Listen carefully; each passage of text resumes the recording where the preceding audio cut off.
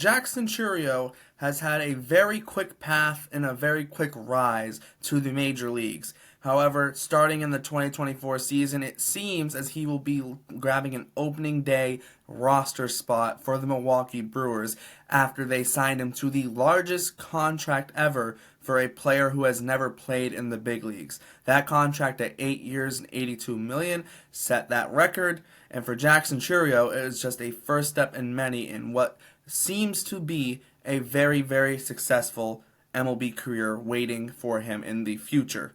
So without any further wait, let's not waste any more time. My name is Derrik, you're watching Bleacher Brawls, and this is your Jackson Chourio player profile. When talking about Jackson Chourio, the first thing that we'll start with is moving back to when he first signed with the Brewers, as he signed for $1.8 million out of Venezuela back when he was still a shortstop as an amateur. He signed with the Brewers in January of 2021. In 2022, after a year in the Dominican Summer League, he had arguably the biggest breakout season in all of baseball in the past few years. Started the year in low A, split time between low A, high A, and then got a week's worth of games in at double A at the end of the season. And Chourio hit 288 with a 342 on base and a 538 slugging, also hitting 20 homers and swiping 16 bags.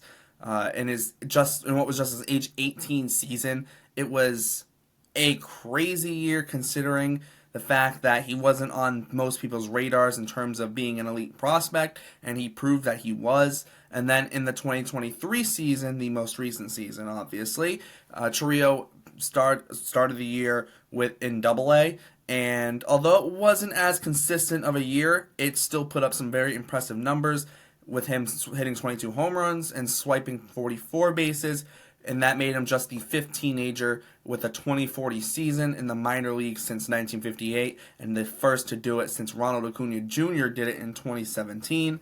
With all that, Chourio ended the 2023 season with another week-long stint in AAA this time, and then the Milwaukee Brewers this past offseason signed him to an 8-year deal worth $82 million. It's a lot of money for a player who hasn't played in the big leagues yet, but the Brewers are very high on him, and although coaches thought he was pressing in the first half of the season, they thought he really turned it around in the month of July, where in that month he actually hit 388 with a 447 on base and a 718 slugging percentage, getting 14 extra base hits in the 19 games in July. He's a right-handed hitter, very good right-handed swing, has power, can also drive the ball the other way as well, can run very well. That was something he did a lot more of in 2023. He's got a 70 grade run, and he ended up being MLB Pipeline's second best prospect in all of baseball. Chourio has all the skills to be a star in the big leagues. I think that's obvious when you look at the total package, and he has very good defense. He runs well. He can cover ground in the outfield. His arm has done well since recovering from an elbow injury when the Brewers first signed him. And also too, the bat is really good as well. Obviously, with some young players, there's a ton of concerns when you look at strikeouts, because last year in 2022, in 99 games, he had 118 strikeouts. He cut that down to 104 and 128. You might look at that and think that's a lot, but when you look at young players in the minor leagues, especially a guy like Chourio, who last year was just in his age 19 season, that's actually not a ton of strikeouts. Now, the walks also jumped up, although he did it, and those walks only went up by 9, and that was in playing in 29 more games. So you could maybe like to see him walk a little bit more, but overall, outside of that, he is the full package. He swiped 44 bags this year. He added that to his game. Stepping up into the big leagues, that's going to be something that will be very important for him, considering his speed, due to the fact that the bat's probably not going to play at that same level it has in the minor leagues right from the get-go. But the Brewers are very, very confident in him.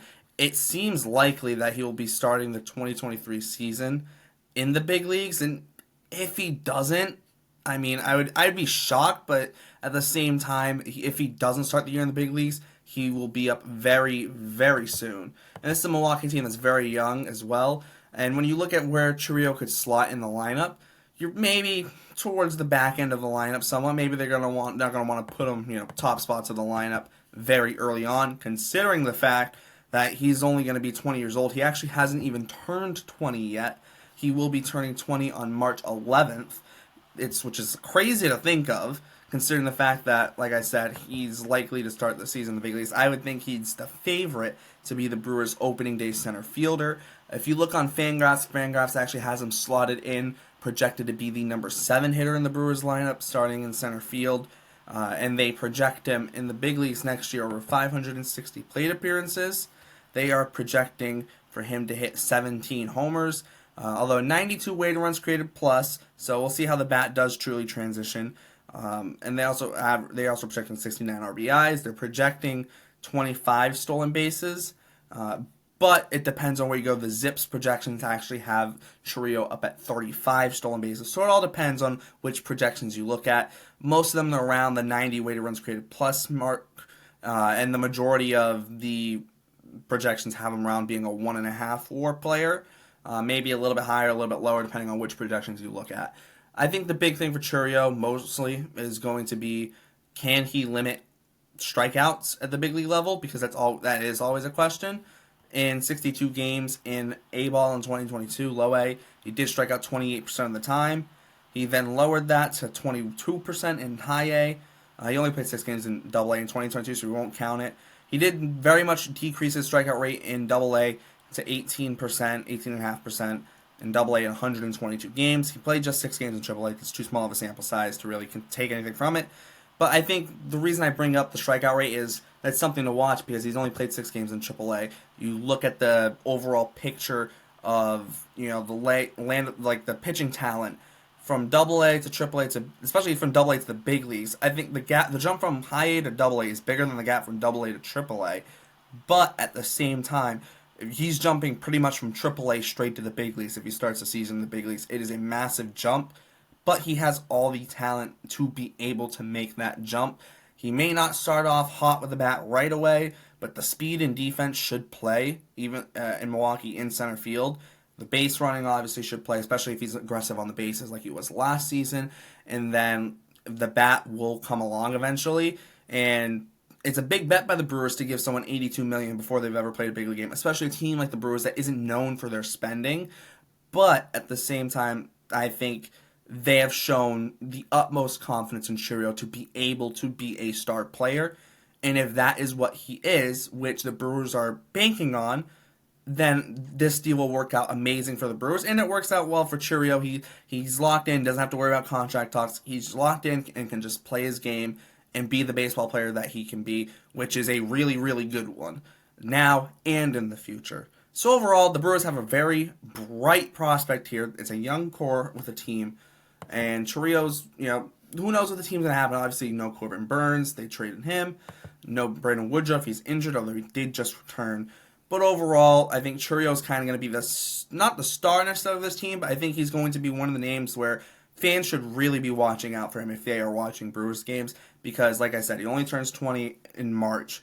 He's not even 20 yet, and I think he's going to be a very, very exciting player. Almost similar to how Ellie De La Cruz just garnered hype when he first came up. Obviously, his performance really dived in the second half of the season in the big leagues, but there's still a lot of hype around Ellie De La Cruz. I think you're going to see hype around Jackson Chourio, and I think it's very much warranted. I think that hype is very much warranted. But I think that's a good place to wrap this thing up here. So make sure to check out all other links in the description. We will be doing player profiles every week.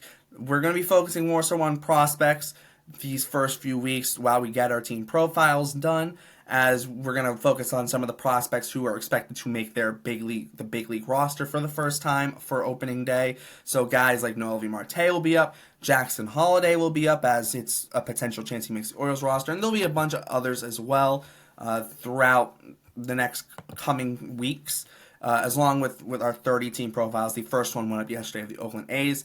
Tomorrow is the Kansas City Royals, so tune in for that. My name is Derek. Thanks for watching Bleacher Brawls, and we will see you next time.